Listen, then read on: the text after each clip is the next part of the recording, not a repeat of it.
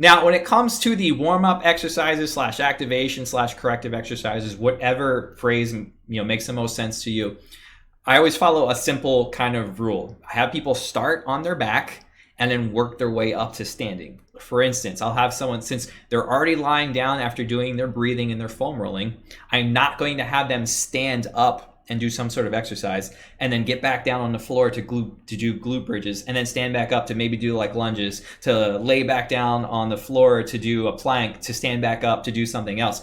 I always want people to kind of just start on their back and make their way up to standing. It's a very simple little tweak, but it saves some time, makes things a little bit more efficient. You won't have people getting up and down throughout the entire kind of warm up. Not very important at all, just a little tweak that'll help the efficiency, help your clients kind of get through the warm up a little bit easier. So now when it comes to what exercises to choose during the warm up, well, it's going to be dictated by the joint by joint approach. So we want to mobilize the ankles, the hips, the thoracic spine, the T-spine. And also it's going to be motivated by warming up and turning on little muscles surrounding our joints, as well as often neglected muscles. So what I mean by that is things like our shoulders and our upper back are usually generally pretty weak because we're hunched over our desk all day. Likewise, our glutes are usually turned off because we're sitting on our butt all day. So we're just going to do some exercise to get these muscles turned on, help our body start feeling better, help us start performing better. Now, there are hundreds to thousands of warm-up exercises, not even to mention the different variations that people have, not even to begin to mention the different names that people have for the same exercises. So it's impossible for me to cover every single warm-up exercise that you can use. However, I'll provide a ton of categories and where they fit into the structure, so you can start finding your own. You can maybe you'll be able to start inventing your own, but you'll be able to provide, starting tomorrow or starting after watching these videos, you'll provide a very fantastic structure of a warm-up, so people are actually getting really good benefit out of it. And then once you start delivering this more and more, you'll start understanding what each specific client needs. So when it comes to the active dynamic exercises, these are literally just going to be moving exercises. I want the clients to start moving, want them to start warming up, literally warming up their body. And these are just going to be basically moving activation exercises, help the clients start increasing their range of motion. It's going to help increase their strength to a very small extent, and also literally just get them warmed up. But something I just touched upon briefly a second ago, as far as some strength in there, you want to be pretty careful when it comes to clients and what constitutes a warm-up exercise versus what constitutes a strength exercise. For instance, I'm assuming you're a young 20 or 30 something year old who's in pretty good shape. So if I asked you to do 100 glute bridges, you'd be like, okay, that kind of sucks, but I'll get it done. Versus if you think about a 50-year-old woman who's never worked out in her life, like it's going to be almost impossible for her to do 100 straight glute bridges. Now, it's not a huge deal if you have your client Nancy who's 50 to do glute bridges as part of her warm up.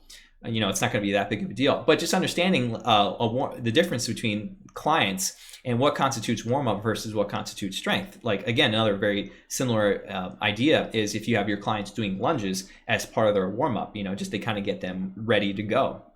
A bodyweight lunge for someone in shape, not a big deal. It's just going to help kind of stretch out their muscles, get them turned on a little bit. Versus, again, Nancy, that 50-year-old, a lunge is going to be really hard for her to do. So just understand that dichotomy between your clients, understand the differences and what each one kind of specifically needs.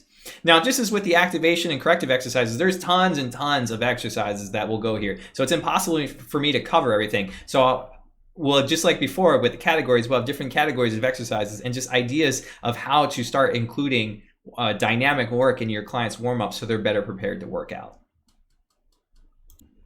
Now, something important that I don't think I covered, and I just want to make sure it's covered so you understand it fully. Why I like this structure so much is because the foam rolling is going to decrease the tone in the client's muscles, meaning their range of motion is going to be a little bit better. The diaphragmatic breathing is going to turn on their core as well as help relax their muscles a little bit more, again, increasing the range of motion. And then they're going to do these activation slash corrective slash warm-up exercises, which is going to help lock in that range of motion. It's going to help slowly increase it over time. So this is why I follow this structure. Again, it's not necessary that you do. However, this is just why I do it, why I like it, why it has been successful for my clients. Now, just a quick aside about stretching. I personally do not include any stretching in really any of my warm-ups because the breathing, the rolling, the warm-up exercises, as well as the workout itself, I believe serve enough to help stretch people to the point that they need to get out of lengthening their muscles, relaxing their muscles, and getting into a better position. If I were to include stretching in my warm-ups, it would be after the breathing and the foam rolling, because now again your muscles are relaxed, they have a bigger range of motion, and so you're going to get a little bit more effect out of that stretching. If you want to include it in your warm-ups, totally fine.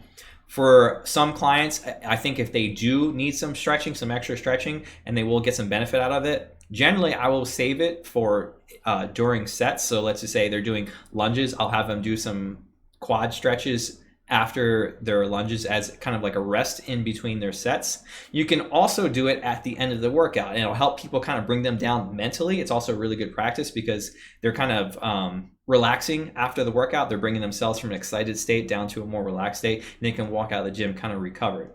So that's how I would include stretching. I do not really include it in most of my warm-ups. I will for some people, but not something I generally do in most of my warm-ups.